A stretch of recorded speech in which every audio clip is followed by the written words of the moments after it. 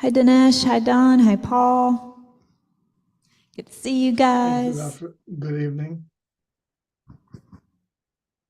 Hi, Linda. Great to see you. Hello, everyone. Don says hi, everyone. Thank you. We just did a little show until I turned my computer around and showed everyone on Zoom. You missed it, Don. You want me to do it again? Turn my computer around. There's a Don online in addition to Dr. Don Brown, who's here now.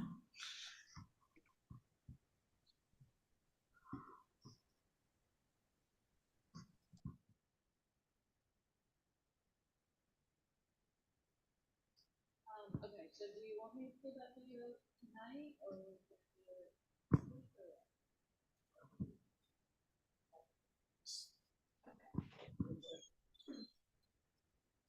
Actually, there is a vent here that comes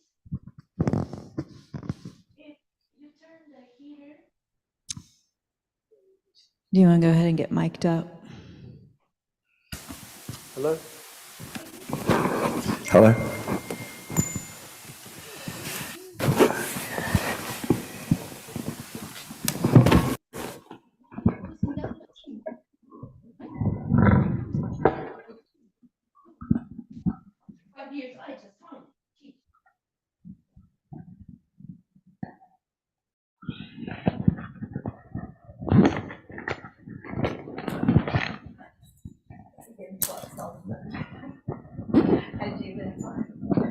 Hello?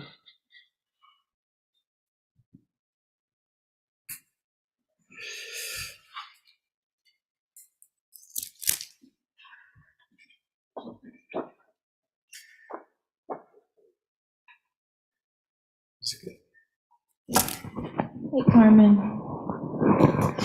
All right, we have a few didactic things to do tonight, and then we'll do review. You know, can't have enough review. So let's start out with a little bit of meditation, mindfulness of the breathing, and then we'll do a short motivation, sort of setting the motivation. And then we'll talk about some stuff, talk about different things, just go over some of the things that we've been doing and add a few more to it.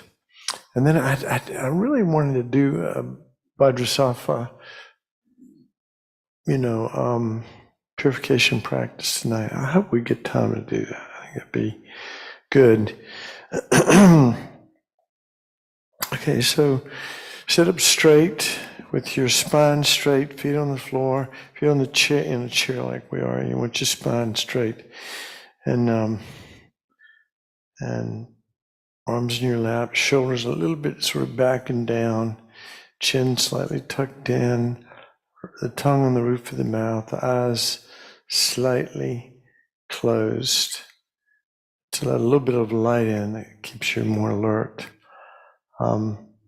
And some people say you should have a little smile on your face like the Buddha, like the statue back there. But I think you can frown if you want to. Just relax. And then bring your attention to your breath.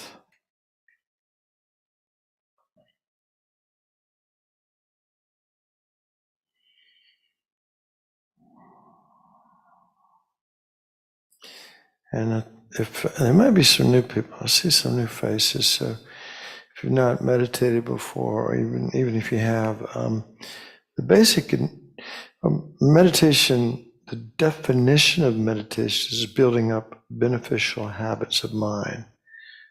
I like that definition. That's Alex Burrs, and I like that definition. And one really important good habit is to be able to concentrate your mind. So this is, focusing on the breath is one way to cultivate that habit, but also mindfulness, noticing. Sometimes mindfulness is defined as recollection, but it's actually, there's different lots of different ways that people like to define it, but when you focus on the breath and then the mind goes off on a tangent, and then you recollect that your object of focus, your kind of contract with yourself is to stay in the moment, present, fully focused on the breath. You bring your mind back, and you just do that again and again and again, because the mind is not trained, not easy to do this. So just do the best you can, but you don't have to be heavy-handed about it. It's kind of like if you're walking a child along the road and he wanders off the road, you don't like yank him back on the road. You just, okay, come on, let's get back over here and focus and walk on the road, and in your case, focus on your breath.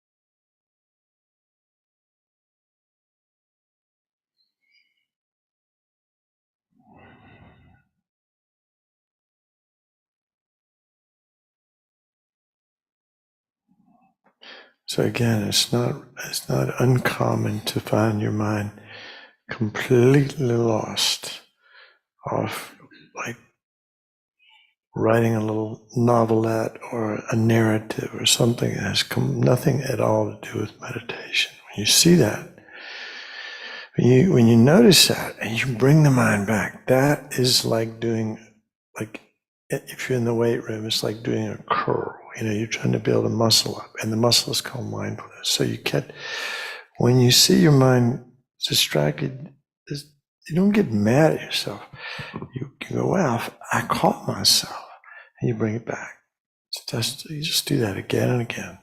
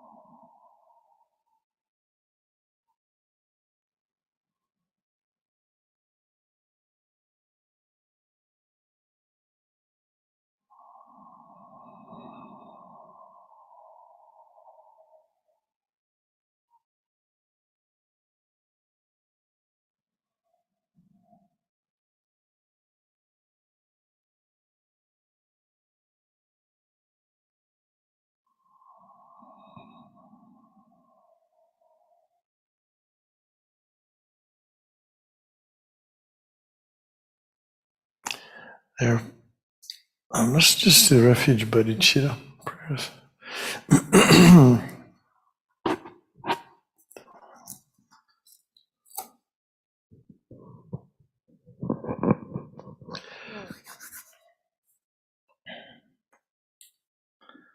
So we've explained these before. So the first two lines, I go for refuge until I'm enlightened. Page 34 in the Gold Prayer Book. Yeah. So the first two lines distinguish people who are Buddhist and not Buddhist. And the second two lines, people who practice the path of individual liberation versus Bodhisattva's path of supreme enlightenment. All right. I go for refuge until I'm enlightened to the Buddha, the Dharma, and the Supreme Assembly. By my practice of giving and other perfections, may I become a Buddha to benefit all sentient beings. I go for refuge until I'm enlightened to the Buddha, the Dharma, and the Supreme Assembly. By my practice of giving and other perfections, may I become a Buddha to benefit all sentient beings. I go for refuge until I'm enlightened to the Buddha, the Dharma, and the Supreme Assembly. By my practice of giving and other perfections, may I become a Buddha to benefit all sentient beings. Four measurables: immeasurable love, compassion, joy, and equanimity. Those are what those reference. May all sentient beings have happiness and the causes of happiness. May all sentient beings be free from suffering and the causes of suffering. May all sentient beings be inseparable from the happiness that is free from suffering. And may all sentient beings abide in equanimity, free from attachment for friends and hatred for enemies. Now, if we can sit back up for a moment and we'll do another little brief meditation. And touch on some points. There are three principles of the path in Buddhism, and something we need to become familiar with, and how to generate these minds, these three principles of the path, and they're renunciation, which Alex Berzin's translation is the determination to be free, determination to be free of suffering. Some people liken it to having compassion for yourself. You come to terms with the fact that you're never ever going to be satisfied or happy with the kind of mind you have. Not possible.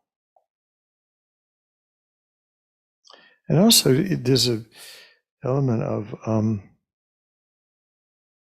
you have to have confidence that you can actually be free to have these words mean anything. That I want to be free, and I can be free. That's a big deal. Most of us don't have that confidence in our ability to be free of suffering, but it is so crucial to developing renunciation and mean it. When one teacher said the surest way to keep somebody in jail is for them not to know they're in jail.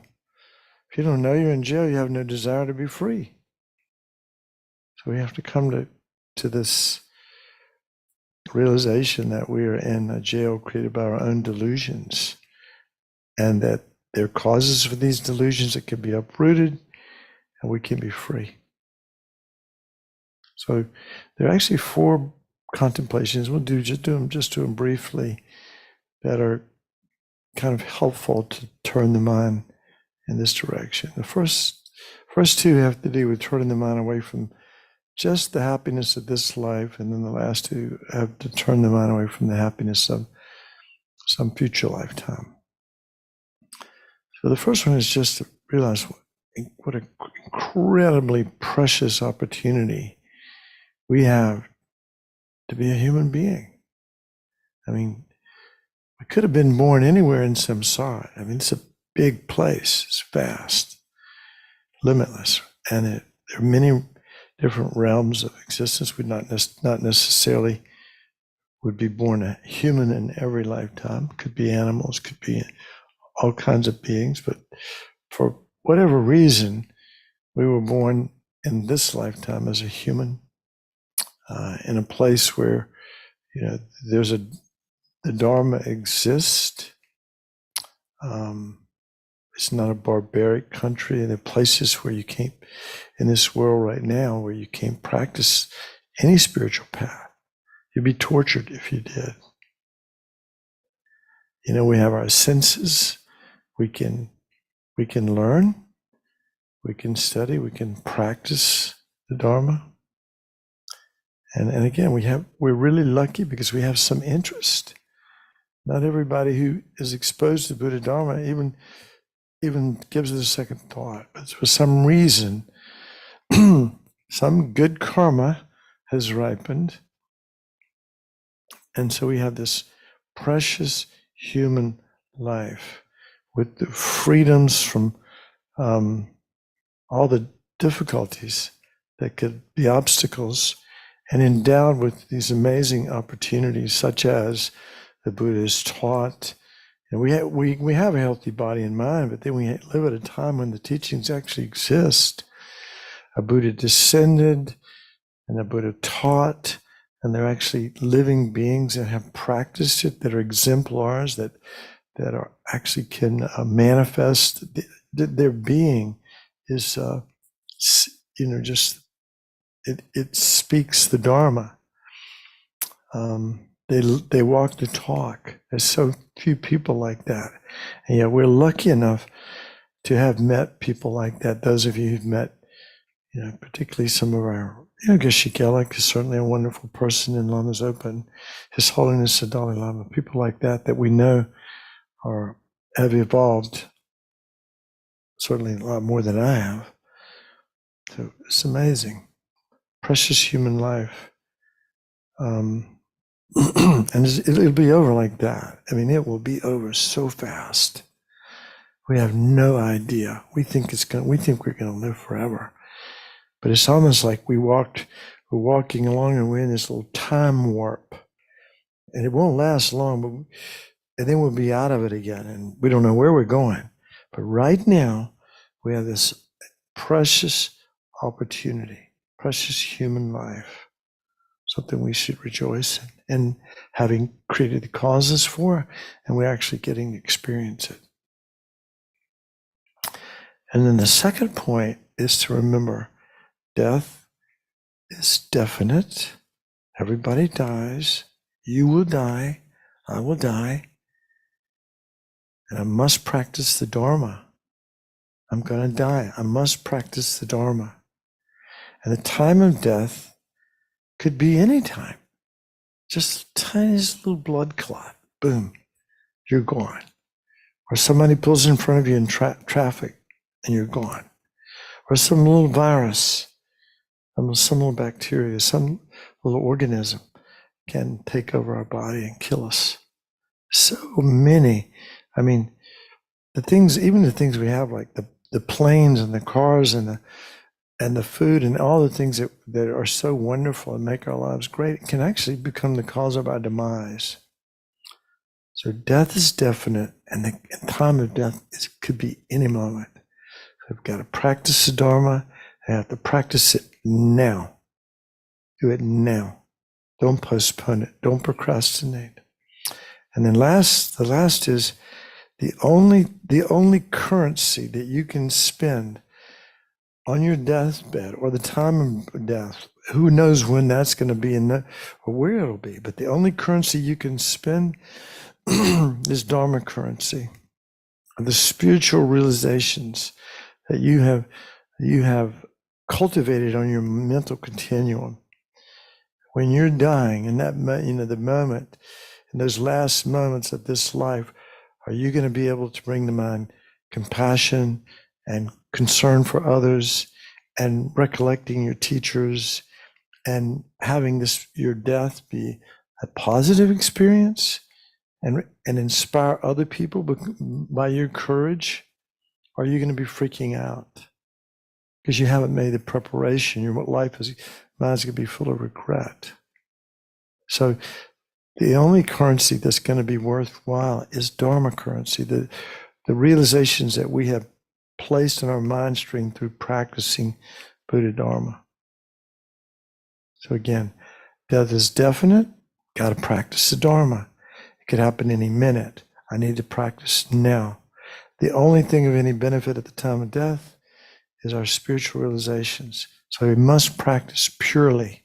We must practice the pure Dharma, not some made-up Dharma, not some fantasy Dharma, but the true, the Dharma that has stood the test of time. So when we do these two meditations, precious human life, and it's so short, it's so precious, could be over any minute. It will be over any minute. It won't take long. We don't have much time. So we need to turn our focus away from just the happiness of this life. And the last two contemplations to develop renunciation is one of them is what we've been doing all along, is recollecting karma. Recollecting our karma. The karma is definite, right? Positive actions motivated by unselfishness, compassion, kindness, respect, love, all the positive states of mind. Those actions motivated by those states of mind will always result in happiness. And actions motivated by negative mind states, which are basically self-centeredness, self-cherishing, like, where we focus on ourselves, which is what we do. I mean, Lama Zopa says it. We do it it's pretty much 24/7. Most of our thoughts about ourselves. And so most of the karma we create is not positive. I'm speaking for me, but this is what Rinpoche says. This is what our teachers say. So, we want to create positive karma because we want to be happy and we want to be able to help others. If we're a disaster, we cannot do that. And we want to avoid non-virtue because we don't want to suffer. So karma is definite in those ways. And then it's expandable. Remember, it grows exponentially. Little seed becomes a huge tree. A little kindness towards somebody could result in amazing results. Amazing good things could happen just from some little tiny seed of kindness that we plant. Would grow into something magnificent. So, seeds of negativity obviously can have huge negative consequences.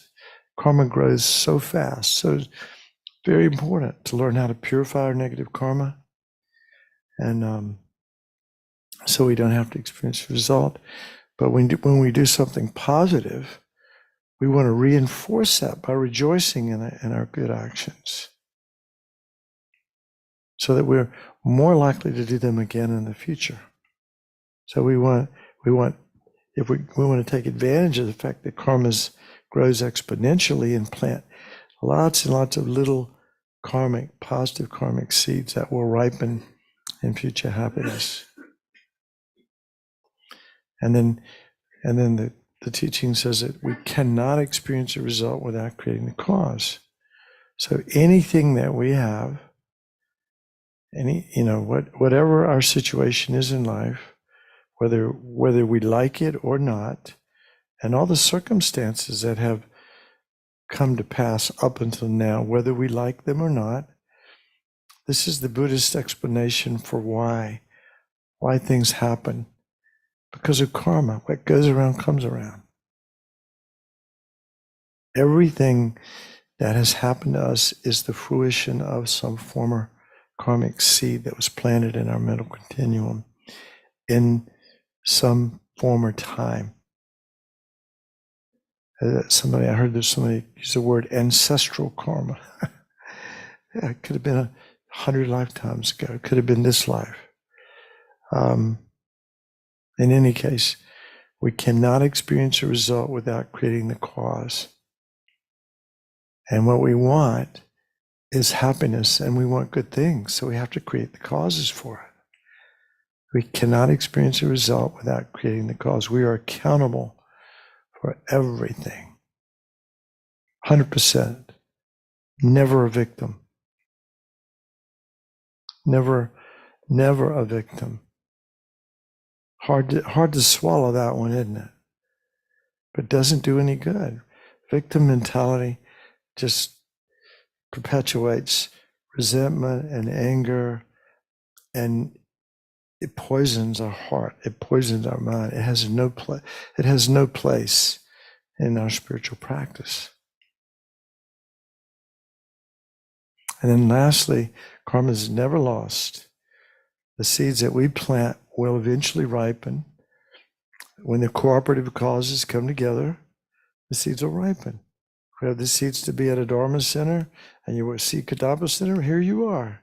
If you have the seeds to be killed and you're driving home at night and somebody crosses the median and hits you, well, that's it's never lost. It eventually will ripen. With two caveats. We can destroy our positive karma with anger. And the teachings say we can destroy eons of negative karma with just a moment of anger. That's pretty sad. Particularly if it's dedicated to, directed at somebody who's a powerful object in our lives, which would be our gurus, our teachers, or our family, particularly our parents. Positive or negative karma directed toward them, huge effects. So we don't want to get angry. We don't want to destroy the positive karma that we work so hard to create. So we need to be mindful when those little vibrations of irritation. And as I read this thing by Lama Zopa this afternoon, it said all this stuff, do this, and don't be fussy. Don't be fussy. I thought that was kind of good. So, don't be fussy. Don't get angry. Watch your mind. I mean, it's going to happen. It'll come up. But do we have to react? We don't. We don't have to. Anger will arise in the mind because we don't have any control. But do the poison, does the words that harm relationships and harm us and destroy, peace of mind, do those words have to come out of our mouth? Nope. Do we have to punch somebody or do something physically to harm other people? Nope. We can have our experience and just let it rise and disappear. And by the same token, we can purify negative karma. We're not stuck with all these mountains of negative karma that we've created in this and past lifetimes. Can be purified. Again, the four opponent powers. Kind of review those. Remember the power of reliance. All the negative karma that we create is done in relationship to enlightened beings and to other sentient beings. And so when we rely on Buddha, Dharma, and Sangha and refuge, that's, that has to do with, our relationship with the Buddhas, and compassion, bodhicitta, has to do with others. So the power of reliance is important to start of the four-pointed powers. The second one is regret, strong sense of regret. And here's where we have to be honest with ourselves. I did something negative. I mean, we do not want to, it's just human nature. We don't think we have many faults. Some of us have pretty negative about ourselves, but generally speaking, we're not honest with ourselves in a lot of cases. So we have to notice when the mind is gone in a negative direction, in a destructive way, based on our motivation. Based on our motivation, because that's the key, isn't it? That's the key to karma. Positive karma, negative motivation, always negative karma. Positive motivation, always positive karma.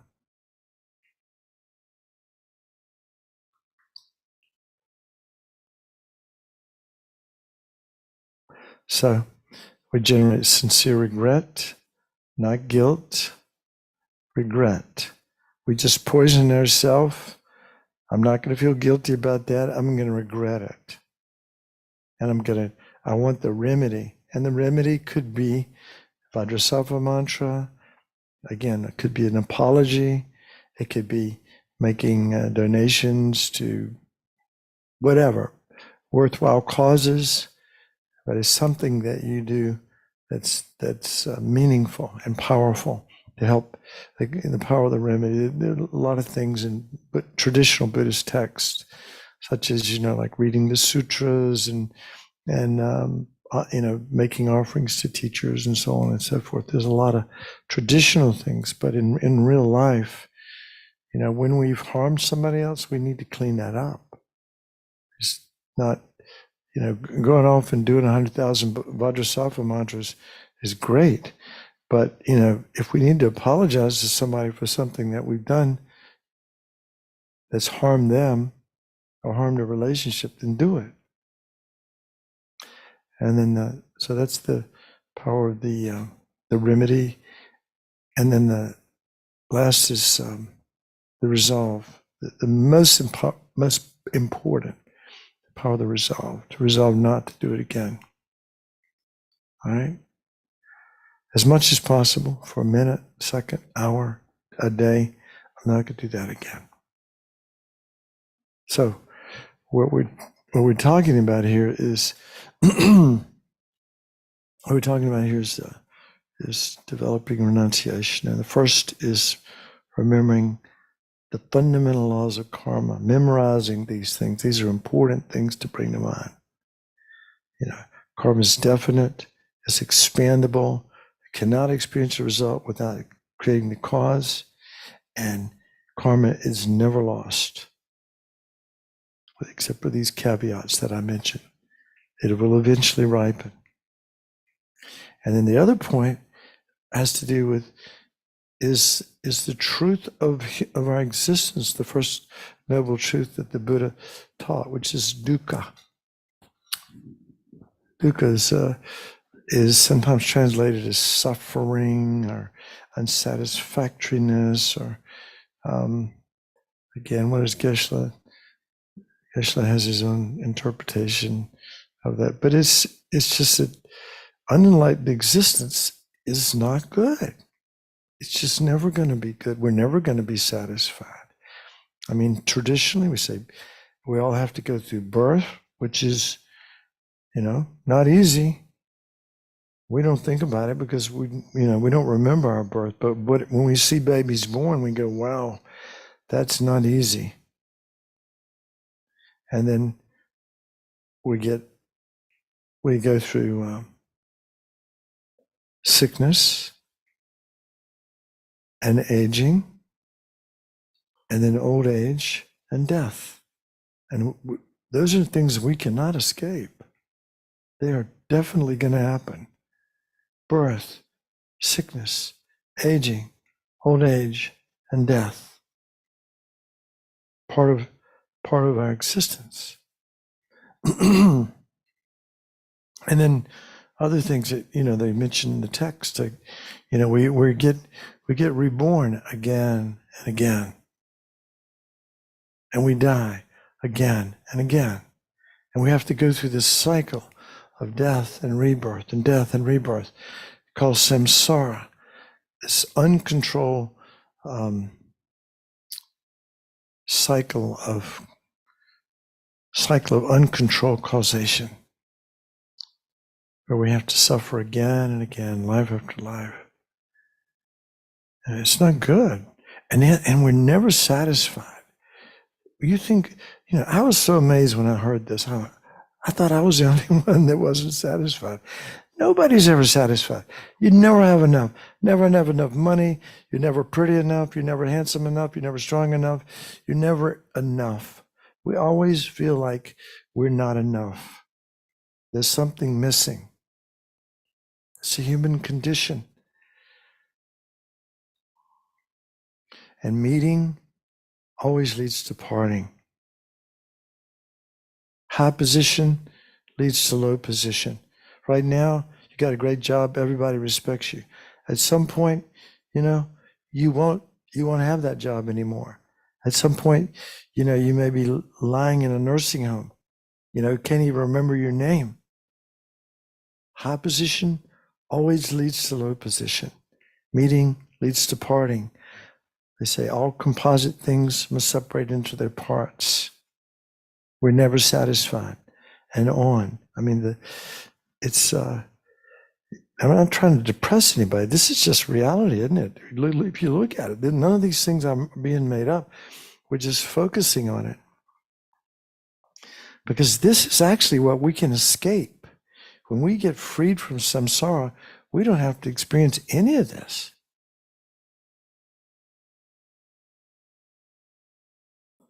So, but because most of our actions 24/7 are motivated by self-cherishing, selfishness, the consequences are going to be what I just described for the future life. This life will be over soon. Then there'll be a future life. If there is a future life, you don't have to say, well, I don't believe there's a future life. Well, you might be right, but you might be wrong too. And if there is a future life, and if karma has anything to do with it, it's not going to go well if we don't get busy and clean up our act. So we turn our mind, when we remember karma and dukkha, we turn our mind away from the happiness of future lives. Because we realize that it's not going to go well. We need to bring our mind back, have enough compassion for ourselves to bring our mind back in the moment and use every last second we have in this life to practice Buddha Dharma, to plant those seeds that we want on our mind stream. So this is, when we think on these points, we develop this determination to be free of suffering, and to have confidence in yourself. You have Buddha nature. You have a precious human life. You've met the Dharma. What amazing opportunity. So determined to be free of suffering.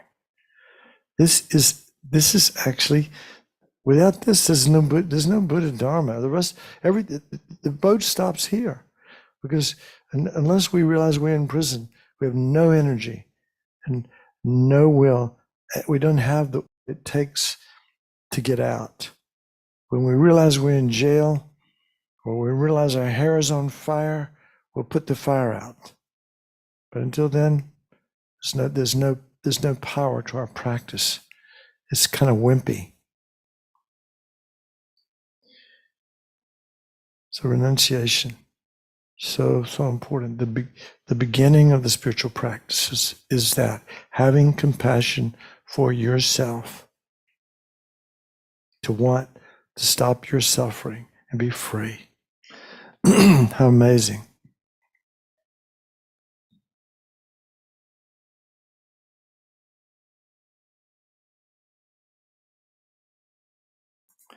I must be free of suffering. I'm determined to be free and to do what it takes. And then the second of the three principles is bodhicitta, right? The awakening mind. We did a long meditation last week on this one. Just briefly, though, it's, touching on the kind of the key points, is starting out with equanimity.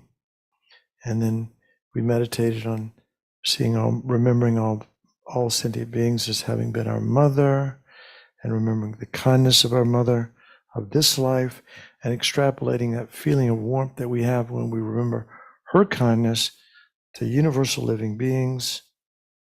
Maybe it helps to see them in human form.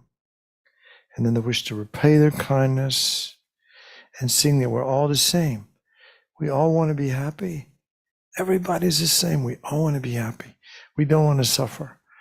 We're all exactly the same in wanting happiness, from even the tiniest insect, to the largest mammal, to just human being. Everybody's that way. We do a lot of crazy things in the name of trying to find happiness and avoid suffering. But that's our principal motivation in life.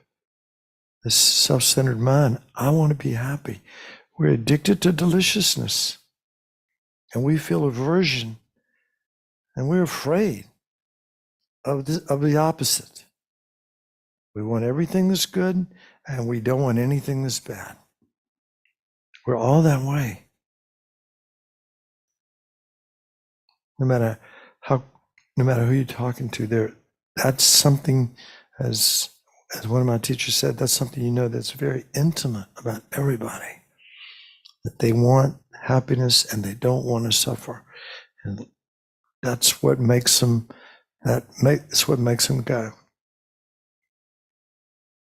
And we remember the faults of self-cherishing, selfishness, all the suffering from the beginning of beginningless time till now. That's the demon, that's the devil,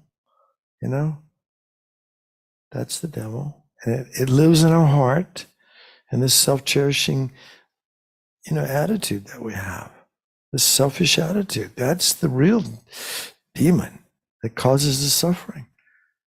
And it's a mistake. The thing is, it's a complete fiction. It is a big mistake created by our own ignorance. And for that reason, it can be uprooted. And cherishing others is a cause of happiness. All happiness. As Lama Zopa said, for happiness, cherish others. That was a bumper sticker that we had for sale here for a while, but I don't know what happened.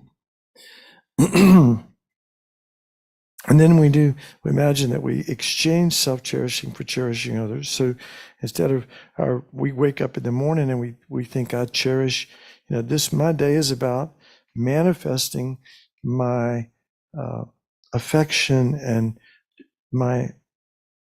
this whole attitude of cherishing others, having my every action of my body, speech, and mind be a manifestation of that attitude of cherishing others. And then we get to this sort of attitude where the Bodhisattva, again, this is not easy to even imagine, but the Bodhisattva says, this is part of the developing bodhicitta motivation, is I take personal responsibility for the happiness of all living beings throughout all space and time, to guide them from whatever state of confusion they're in now, all the way to supreme happiness, supreme enlightenment, by myself alone. It is my job. Other people's happiness is my job. Now I know that's not going to. I know there's a lot of resistance sometimes to hear that, and I understand that. But this is the Bodhisattva's kind of vow, is I take personal responsibility for the happiness of all sentient beings, guiding them from suffering and confusion and ignorance all the way to supreme enlightenment, by myself alone. And then the next point is we go, well, who could possibly do that? Well, only a Buddha could do it.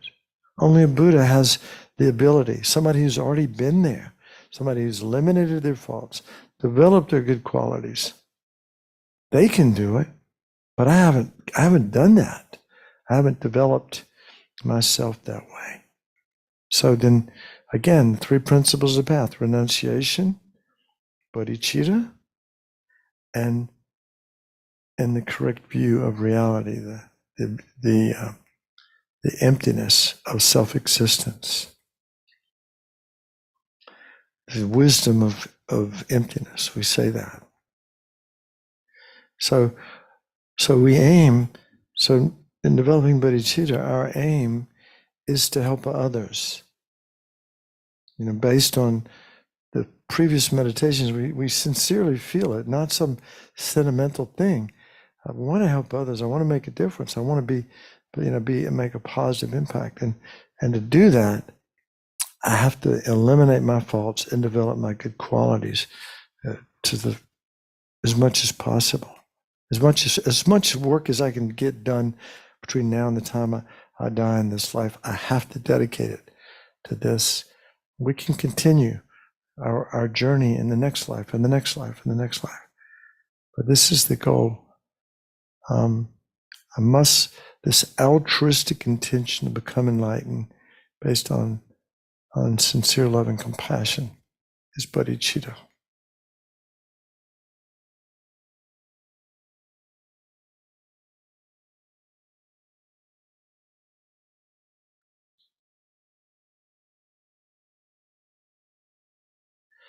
And then we'll talk maybe a little bit next week more about emptiness. But I mean, Geshe talks about it all the time, and we all have some sense of it. It's said it's easier to meditate on the selflessness of oneself than on the selflessness or the emptiness of, like, for example, objects or other people that are out there. But we talk about the dependent arising, that things arise or come into existence in dependence upon causes and conditions. That's karma. That's karma. Things arise and come into existence in dependence upon their parts. Things arise or come into existence in dependence upon a consciousness that labels them, which is the most profound and difficult of those three to realize. That we're literally creating our world with the labels that our mind is projecting nonstop about ourselves and about reality and about what's going on around us. It's all our mind, but it's not all our mind. It's not like nothing exists. That's nihilism. That's saying, no, it's just our mind. No, that's not what Buddhists are saying. There's a sort of dynamic interdependence, a process going on where things exist in dependence upon causes and conditions, parts, and a consciousness that labels it. So when we think about ourselves, we go, okay, I'm sitting here and my mind is thinking. Where's the I? Your body is sitting, right? We say, I'm sitting. My mind's thinking. I'm thinking. Where's the I?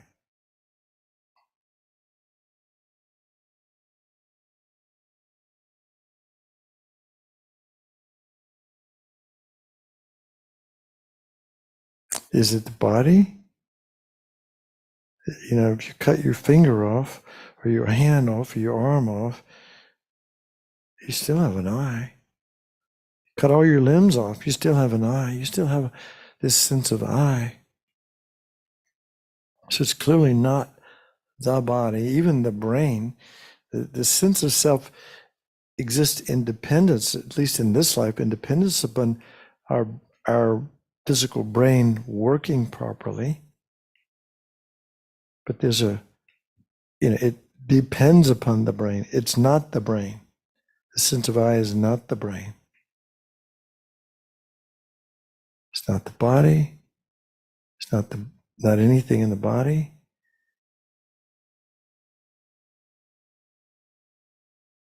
It's not the mind. It's not our thoughts, our feelings, our ability to discriminate. They call it the five aggregates. There are four of mind and three of body. These aspects of our being, and there's no place in the mind or body that we can find an I. So where is it? What is it? The Buddhist answer is that we do exist, but we exist nominally, merely labeled. We're just merely labeled. We think what happens, what we do is we project a sense of I that seems so real, important, particularly if somebody embarrasses us or we get angry, it really becomes very palpable. And then we cling to that sense of I, that false sense of I, we cling to it and we defend it and we'll die for it. And anything that gives it pleasure, we cling to, and anything that gives it displeasure, we feel aversion to. And that I that causes all those problems is a complete fiction, unfindable in the mind or body. It's produced by ignorance. It's a habit. It's a fiction. And the most profound, quickest way to come to realization of emptiness and to develop concentration is through the practice of Tantra, the generation and completion stages of Tantra, which are all part of the Mahayana path. And that's how you become a Buddha. That's how we reach supreme enlightenment, is through making ourselves sort of eligible to enter the Vajrayana vehicle, and then practicing it sincerely and doing it the right way, guided by a qualified teacher and so on.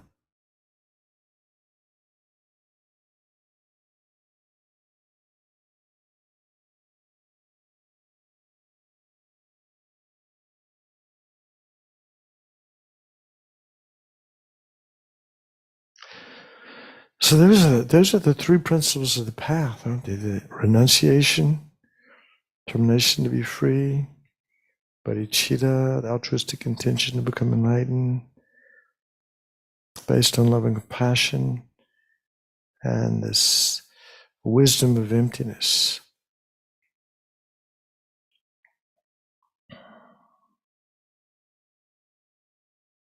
And what's something that's kind of interesting about emptiness and karma.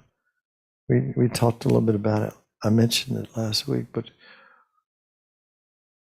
when we look around, when we open our eyes and we look around the room, or even when we're meditating and we're noticing the thoughts and feelings and different physical sensations arising in our body, and the things that we see in particular, it's a little bit easier to deal with the visual consciousness. Where is all of that coming from?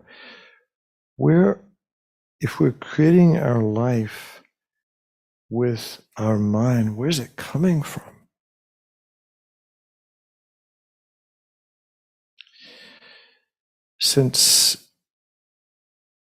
We'll talk more about it next week, but since it's as if when we look out with our visual consciousness and we see something and we go, oh, there's so-and-so. And or there's some object, and it appears to exist from its own side, doesn't it? It's not even like, we're not aware that we just projected that name and label on that object.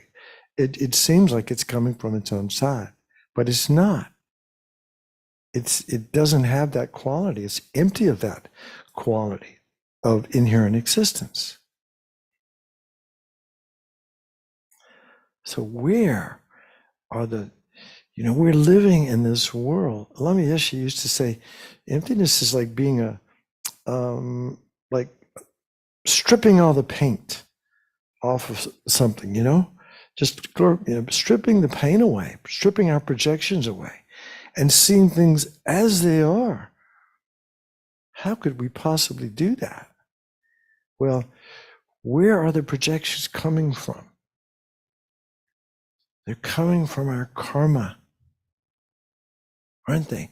All of these frames are, when we're having visual experiences, these, it's like billions of little frames are, like a projector in our head, are creating this visual image, for example, or in our auditory ears and smell and taste and so on. All of these are karmic experiences. These frames, where do they come from? They come from our former actions. Karma is ripening right now to cause us to have an experience of being male, female, happy, unhappy, young, old, whatever your experiences of you and of being in this place, it's all coming from karma that's ripening now that was created in the past. And if you see yourself as happy and like in paradise and having a great life, that is the fruition of past virtue. And if you see yourself as depressed and lonely and just not sick and having all kinds of problems, that's the fruit of past karma. That's why there's so much emphasis in Buddha Dharma on the practice of ethics, because ethical behavior creates the karma to force us to see ourselves as happy or miserable. You can't change how if you're happy and you see it, and if you see something beautiful, you can't say, "Oh, that's ugly." When it's beautiful, you know it's beautiful. When it's ugly, you know it's ugly. When you're unhappy, you know what that's like. Our karma is constantly ripening, and it's the fruition of past actions, motivated by selfishness or motivated by positive states like compassion, kindness. So we can see that karma and emptiness are very closely intertwined.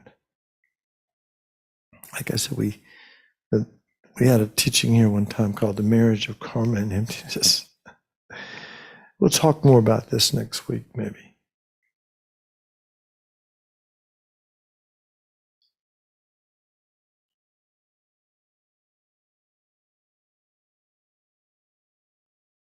So karma is so important.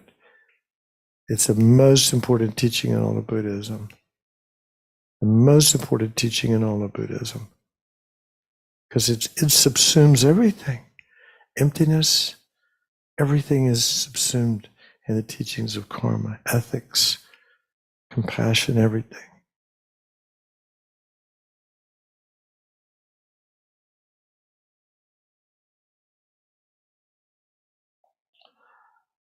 All right, so let's open your eyes.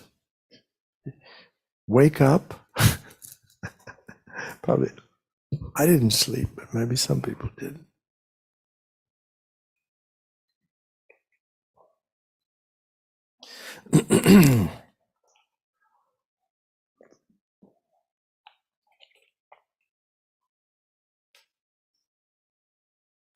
So I was talking to one of my daughters. I hope she's not watching tonight. I don't think she is. Anyway, she's somebody done her wrong. Let's put it that way. She has this friend that did something that really hurt her feelings, and she's struggling with that. So being, I don't know, a lot of I think I think we're guilty of this more than women, but women like to talk and just be heard, and men like to fix things, right? That's what I mean, all day long, I'm trying to fix things. That's my job. So it's kind of hard to turn it off. But so she's telling me what's going on. I'm listening, and I'm trying to. I'm thinking, like from a karmic standpoint, what, we talked a little bit about it. But let me ask you this: think of a situation in your life that happened where you really got hurt. Your feelings got hurt. Do that right now. Just you can close your eyes or keep your eyes open, but just bring to mind. You can probably have many, but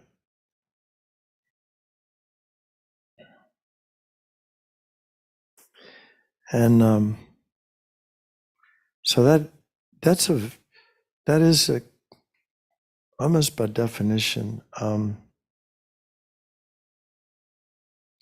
I mean, you feel victimized. I mean, this is a victim mentality. Like she treated me, or he treated me this way, or they did this to me. You can hear the me. They did this to me. They hurt me. How dare they do that to me? I don't deserve this.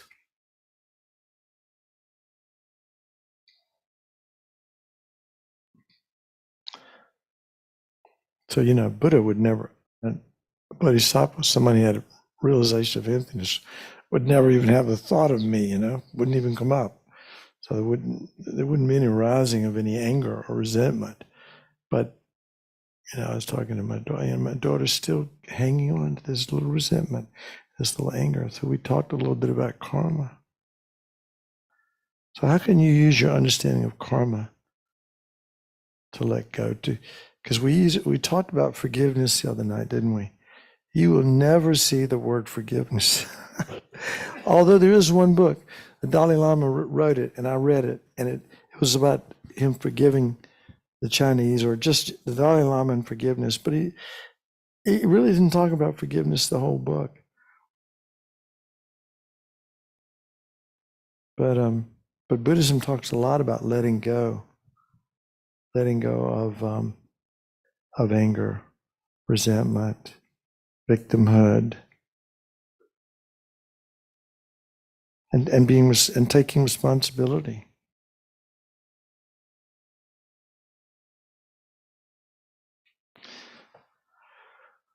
So who does it hurt? Who does it hurt when we get angry at people, or when we lose our cool, or when somebody does something? I mean, some people do mean things to one another, and you deserve to be angry. That you deserve to feel wronged. But it doesn't help my mind to do that.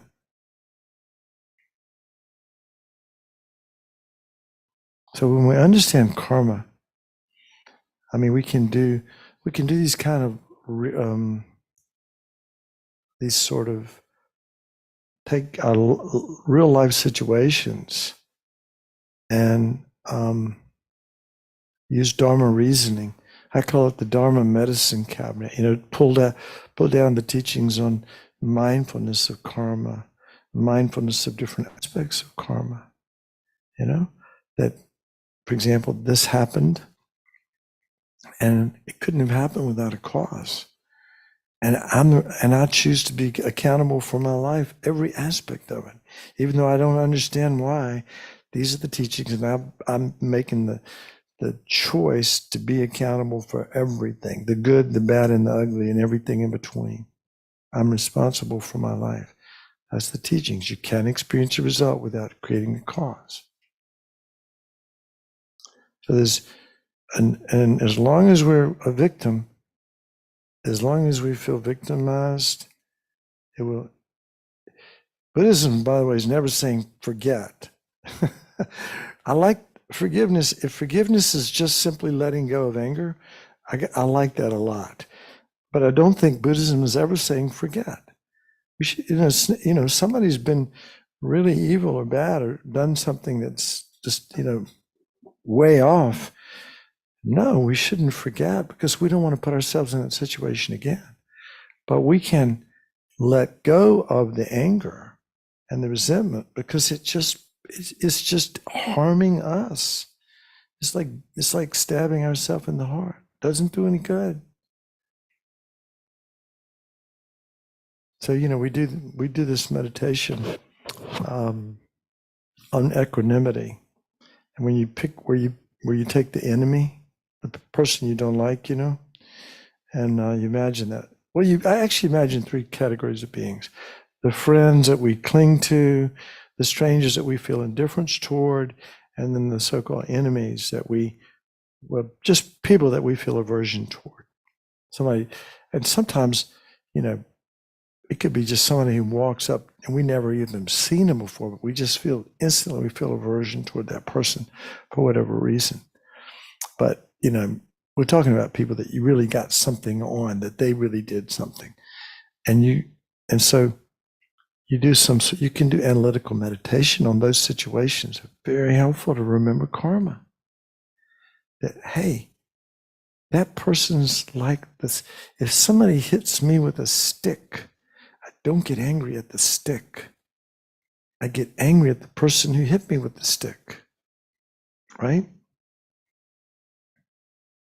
I got hurt by the stick, so maybe I should be angry at the stick. But no, the person who was wielding the stick is the person who's the recipient of my wrath, right?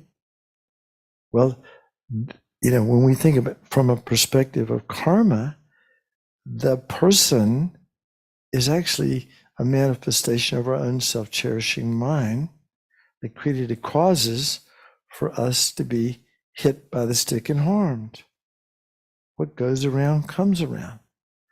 The person is merely the instrument by which the karma comes back to us. The person is just the instrument by which the karma comes back to us.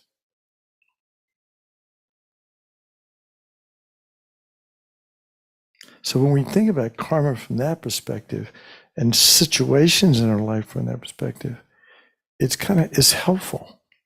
It's helpful to realize that, hey, maybe he or she's not all negative. Maybe this is more about me than I thought it was. But at least it's a good place to come from, is that I'm responsible for everything, even the stuff that obviously looks like I've been victimized, but it doesn't help my mind. So let's take responsibility. And then we can also think of it in other ways, like, well, who teaches us patience? It's not our friends.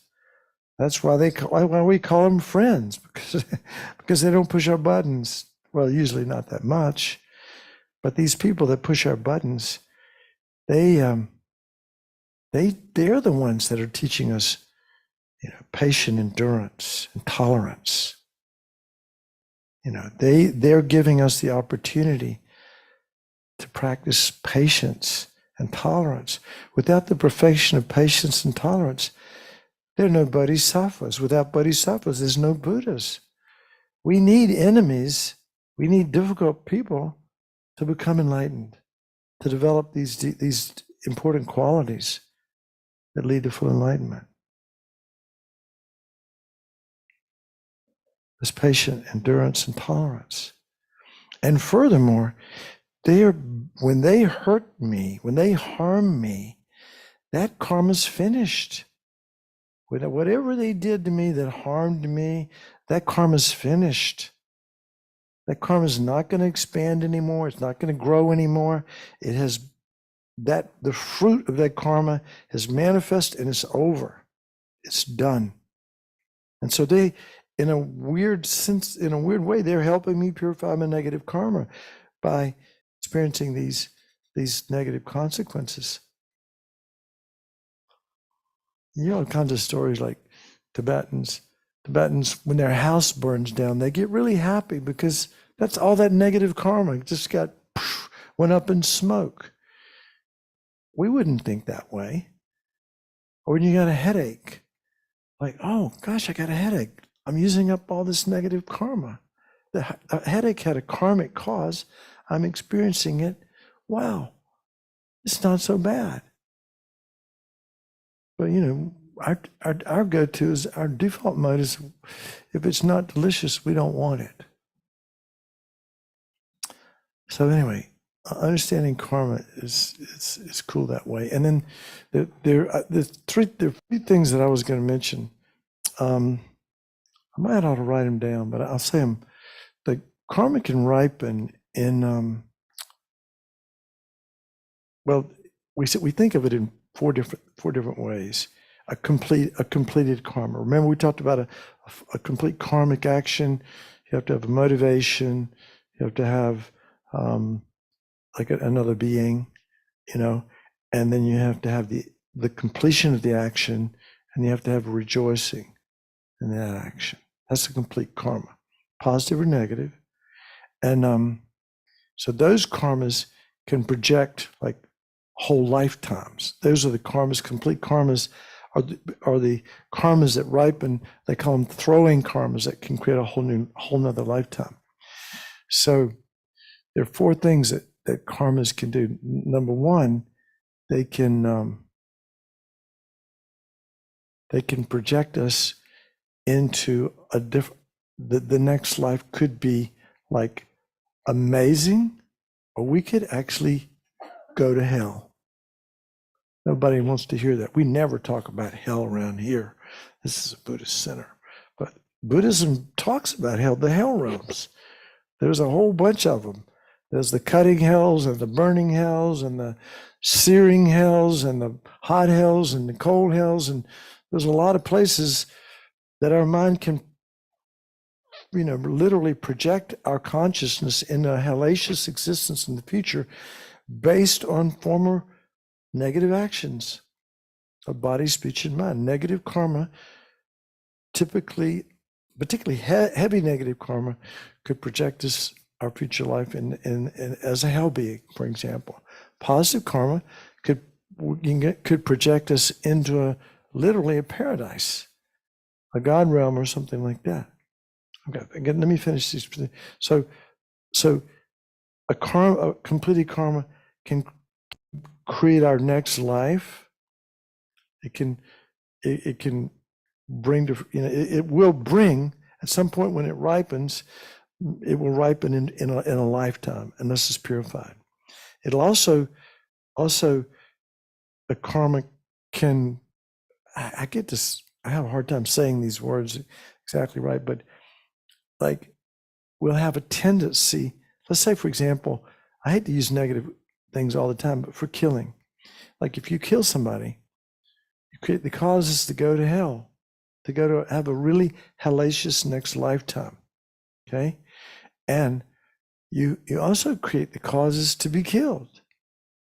We're talking about, Buddhism explains everything in these little points, like karma. This explains everything. So why do people get killed? Why do bad things happen to nice people and everything? It's karma. So if we kill, we create the causes to be killed. If we kill, we create the causes to kill again in the future lifetime. We'll have a tendency to kill. You know how some people have a tendency to be evil, to be really mean and nasty. That's part of karma. And then karma can, the fourth is the environmental result, which is weird. But for example, I even wrote these down. I'll read them real quick. But I think it's interesting because it's kind of, because one of our claims is that karma explains everything in Buddhism, right? And here's what it says. Having to live in a muddy, dirty place. What do you think the cause of that is? Sexual misconduct. You don't want to live in a muddy, dirty place? Behave yourself. Having to live amongst people who cheat and you can't find anyone you can trust. What do you think the action that creates that is? Lying. Having to live in a place where there are many tree stumps, brambles, nettles, sharp rocks, thorns, and a bleak desert region,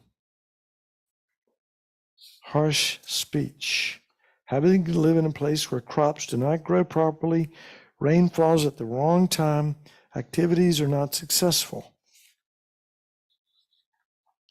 We all do this. This is gossip. Wouldn't have thought of that, would you? Maybe I should say it first. All right, here's wrong views. Wrong views. Having to live in a place where water dries up, dries up in the wells and crops fail. That's wrong views. All right. Having to live in a rugged, uneven, inhospitable environment where communication is difficult. What do you think? Slender, yeah. Have you memorized these? Good for you. Good for you. Being born in a harmful and hostile place where there's much violence, war problems, and where food, drink, and medicine have little power. This is happening right now in the world, isn't it? Really happening right now. That's from killing. So let me read that again. Being born in a harmful and hostile place where there's much violence, war, and problems, and where food, drink, and medicine have little power. That's the karmic fruit of killing. Having to live in a violent place where there is war and contagious disease, that's harmful intent. Being born in a barren place where crops do not grow or are destroyed, and there's a shortage of food and bitter frost, hail, and so on, and your business ventures fail. That's stealing. And having to live in a place where the crops are poor, material resources are easily destroyed or lost is covetousness. So those are the 10 non-virtuous actions. So, you can see some similarities there to actually what might happen if you kill. It doesn't look very good. Born in a hostile place where there's a lot of violence, war problems, and food, drink, and medicine have little power. That's the karmic fruit of killing. So, those are some of the didactic parts about karma. And so we talked about so there's the situation where a particular karma can ripen in a whole lifetime. It can ripen in whatever action it was. And we're not talking just about negative stuff here either, because we're talking about kindness and love and generosity and things like that. If we put that out, that's what's going to come back. So, we'll be born in a good place, and we'll be born where people are treating us nicely, and we'll have the habit to be nice and to kind. And then the environment that we're in will be good as well. So, again, every karma can throw us into another lifetime. We'll have habits similar to the cause. We'll have results similar to the cause, and there'll be an environmental consequence. So that's Buddhist view of how karma creates everything in one sense. Again, when we talk about emptiness, a moment ago I was talking about how karma is literally ripening right now. Millions of little karmic seeds are popping off for us to have the experience of ourselves being in this room at this time, hearing these teachings. This is the fruition of karma. Everything is karma. Everything is karma. That's the take-home message. All right, so I think I've had enough. Oh, I was going to do this Vajrasattva practice. It'll be fast. I'll shorten it up. So we'll do a brief purification practice, okay? Don, are you going to want us to follow along, or are you just No, gonna read us I'm through just it? going to, I have a text, but I'm going to abbreviate this text anyway. I'm going to zip through it because I And- don't have the, you can if you have, but like I printed this offline, you know, it's the text, but you can get the text too. Text is, you know, that, yeah, Yeah, for those the of you who karmic haven't module picked up that's one on of these, discovering I've Buddhism. got more, so you can grab one from me at the end of class. Yeah. So I'm going to hit the high points, and then next week we really will do this purification practice with some intentionality. Maybe take a half an hour or longer to do it. I'd like for you to memorize the mantra if you can, the Vajrasattva, the 100-syllable mantra. But generally speaking, when you do these practices, you start out with your motivation. You know, take refuge in bodhicitta, and you try to generate an sincere altruistic intention to do this practice. So you really want to purify your mind. Why? Because you want to be happy. And you want to be happy, and you want to evolve spiritually so you can really make a difference. So we have to purify this, and we have to have some urgency about this. We got all of this. Pretty much, Lama Zopa says 24/7. We're motivated by self-cherishing selfishness. Most of our karma is negative. Most of it's going to ripen in future suffering. And we can do something about that. We can shape our future by the choices that we make now. And purification is a key part of that. So then you can imagine in the space and actually above your head.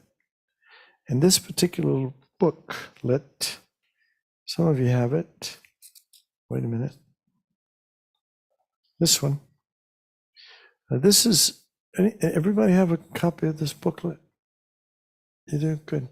So this is a Hasta Yoga Tantra image of Vajrasattva.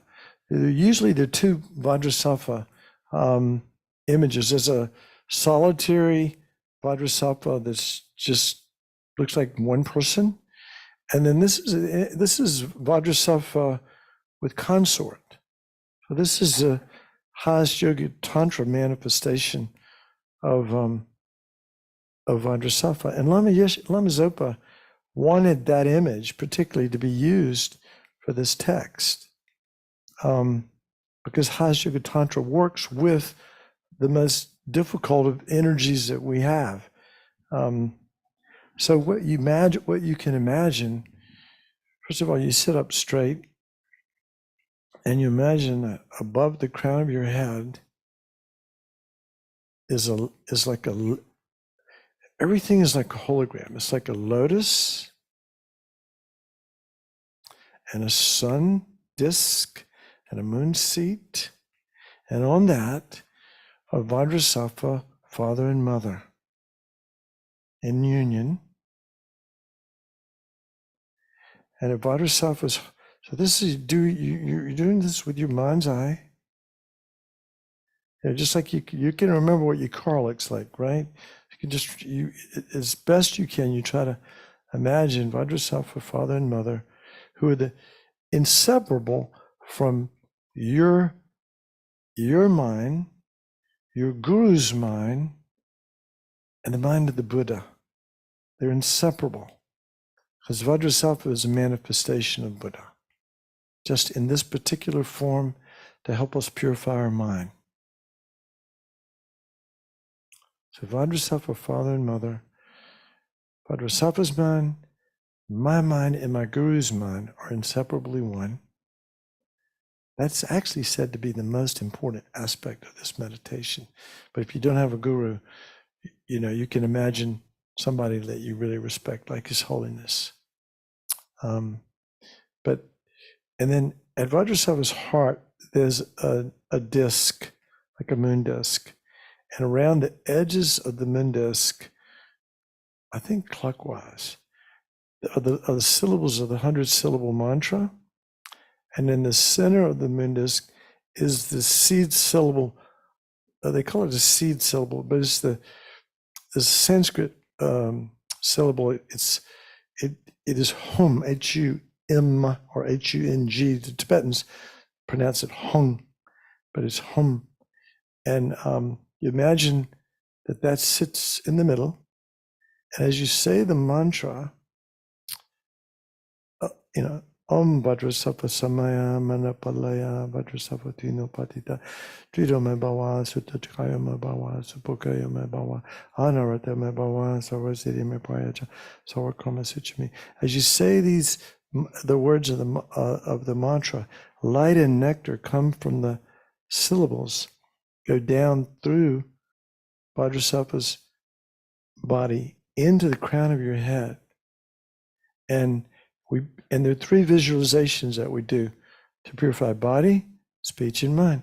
The first visualization is we want to purify our body. So imagine that light and nectar goes here, and it completely pushes all the negative karma of body, and the killing, stealing, and adultery, and many, many other things that could create negative karma of body. All of that is pushed out through the lower doors of the body and disappears in the space below us. So we imagine the light and nectar as we say the mantra, pushing all that negativity out. And then we say the mantra again, and that purifies the body. And then we imagine like we're a glass, but we've got holes, right? Eyes and ears and mouth and nose and whatever. As we say it, the light and nectar enter us. And if you had a dirty glass, the light and nectar would push the dirt up, and then it would come out the holes, like the ears, the nose, the mouth. So similarly, we see all the time, again, seeing Vajrasattva, father and mother, saying the mantra, light and nectar coming in, entering our body, completely filling us up, and that dirt and the negativity, you can think of some, nasty dirt, whatever, going away. And that's purifying our speech. And then the third visualization is the light and nectar entering our crown of our head. And it's like turning on a light in a dark room.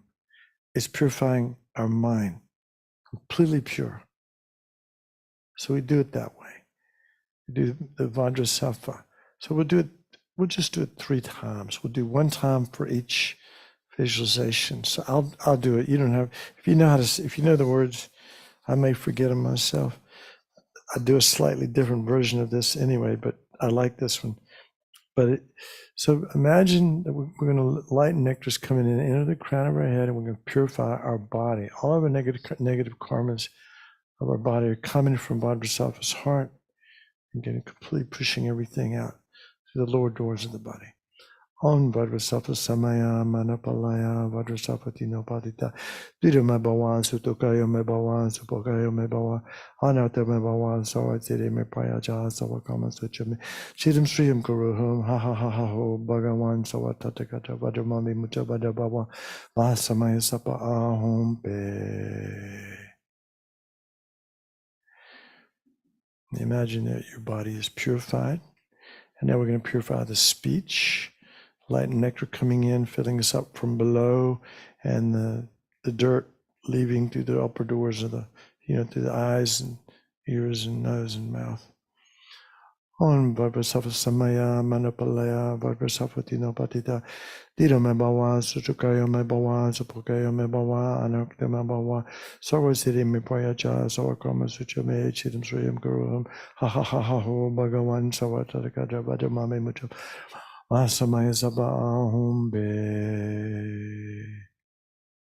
And our last goes through the crown of our head, and instantly the darkness, of ignorance is eliminated, by this nectar, light and nectar. Om Vajrasattva Samaya Manapalaya Vajrasattva Tino Patita Dira Me Bawa Sutokayo Me Bawa Supakayo Me Bawa Anata Me Bawa Zawaz activities and all broken commitments and so forth. And then you imagine Vajrasattva in the form of light comes through melts into light and melts through the crown of the head and into our body, and our body becomes completely one with the holy body of Vajrasattva. again, who's inseparable from our mind and the Buddha and the Buddha's mind and our Guru's mind. Completely pure.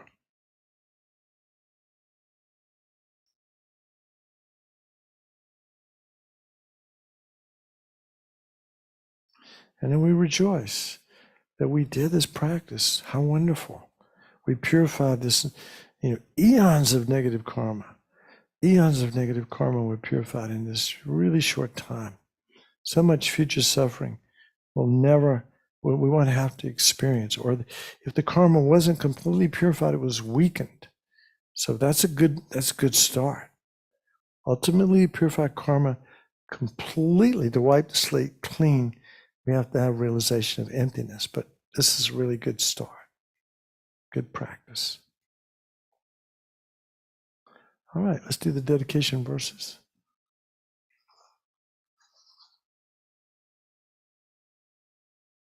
It's page 32 in the Gold Prayer Book. Oh, by the way,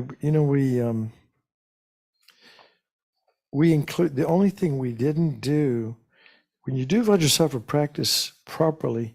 You take refuge in bodhicitta, and then you remember the things that you did wrong.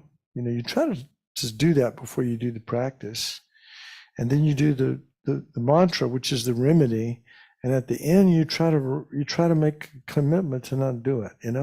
Restraint. So I don't want to leave that out because that's key.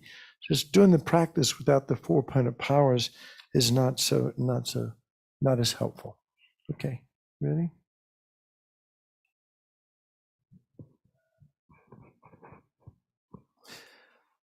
May all beings everywhere, plagued by the sufferings of body and mind, obtain an ocean of happiness enjoyed by virtue of my merits. May no living creature suffer, commit evil, or ever fall ill. May no one be afraid or belittled with a mind weighed down by depression. May the blind see forms and the deaf hear sounds. May those whose bodies are worn with toil be restored on finding repose. May the naked find clothing and the hungry find food. May the thirsty find water and delicious drinks. May the poor find wealth, those weak with sorrow find joy. May the forlorn find hope, constant happiness, and prosperity. May there be timely rains and bountiful harvest. May all medicines be effective and wholesome prayers bear fruit. May all who are sick and ill quickly be freed from their ailments. Whatever diseases there are in the world, may these never occur again. May the frightened cease to be afraid, and those bound be freed. May the powerless find power, and may people think of benefiting each other. For as long as space remains, for as long as sentient beings remain, till then may I too remain to dispel the miseries of the world. Okay, thank you for showing up. Appreciate it. Thanks everyone for coming. A quick couple quick announcements. We have 2 more classes in the Discovering Buddhism module on karma. So that'll be December 4th and December 11th, believe it or not. That seems a little crazy to me. And please join us on Thursday. I almost don't know what I'm going to do from week to week, but I definitely think that we need to spend more time on Vajrasattva practice. So I want to do that, and I want to talk more about emptiness and karma, and also review, do some review. And if you have questions, and I'm sorry I didn't get to your question, but you can come afterwards. We could talk about it. I think since it is such an important subject, it is good to review it. So we'll spend some time going on it. If you have questions, please bring them, and we'll try to answer them. So thank you. Thank you, Don. And for those of you online on YouTube and in Zoom, I did put a link to the little practice booklet in the chat. So be sure to copy and paste that link before I close Zoom and YouTube. Good night, everybody. Good night. Good night. Thank you. Good night, and thank you. You. You. It's just gonna cut. Please.